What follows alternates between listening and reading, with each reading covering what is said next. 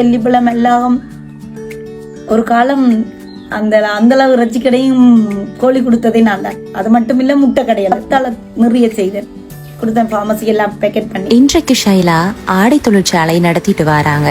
அந்த தொழிற்சாலையால பயன்பெறக்கூடியவர்கள் ஏராளம். தன்னை போல பிரச்சனைகளுக்கு முகம் கொடுத்து கொண்டிருக்கக்கூடிய பெண்களை ஒன்று சேர்த்து பெரும் வியாபாரமா செய்து கொண்டு வருபவர் தான் ஷைலா. தகப்பனும் இல்ல, நீயும் படிக்கல, உண்ட பிள்ளைக்கு ஏ லெவல்ல அதுவும் மெட்ஸ் பாடம் வேற படிக்க வேண்டி கிடக்குதோன்னு சொல்லி இவ்வளவோ துன்பப்படுத்தினவன். ஷைலா சாதாரணமா சாதிக்கல. இவ்வளவு சவால்களையும் தாண்டித்தான் இந்த இடத்துக்கு வந்திருக்கிறாங்க.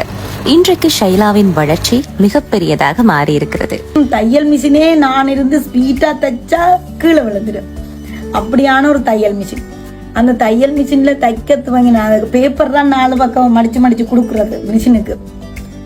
மனம் சலுக்காம 4 குழந்தைகளையும் பள்ளிக்கூடம் விடுறது, ஏத்துறது, ரக்குறதோட இந்த எங்க என்ன மீட்டிங்குக்கு பிடிக்கணுமோ அங்கே எல்லாமே நான் ஓடி போறது.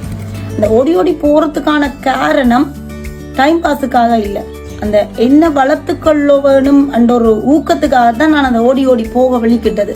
தேங்காய், பாக்கு, வெத்தில அப்படி வந்து ஃபார்ம் மாதிரி செய்ய வலிக்கிட்டு அதுல கூட எனக்கு டிஎஸ்எஸ்ஆல சர்டிபிகேட் எல்லாம் தந்தவியல் ஃபார்மில் கூட நல்லா இருக்குண்டு. நானே லிக்யூட் செய்து இன்றைக்கு ஃபுட் சிட்டி இவ்வளவு ஃபுட் சிட்டிகளுக்கு போடுவேன்ன்றது உண்மையிலேயே நான் எதிர்பார்க்கல. கூட வந்து இப்ப எங்களை எக்ஸிபிஷனுக்கு கூப்பிடின், எல்லா இடமுமே கூப்பிடின். இந்த பிள்ளைகள் இந்த அளவு கல்வி இவ்வளவு ஒரு தகுதி தராதம் இருக்குன்னு சொன்னா இந்த தொழில்லாம் காரணம். தன்னுடைய விடாமுயற்சிக்கு பல விருதுகளையும் வாங்கி இருக்கிற ஷைலா தன்னம்பிக்கையோட உழைச்சா மட்டும்தான் வாழ்க்கையில உயர முடியும் என்றதுக்கு மிகப்பெரிய ஒரு அடையாளமா இன்றைக்கு மாறி இருக்கிறார்.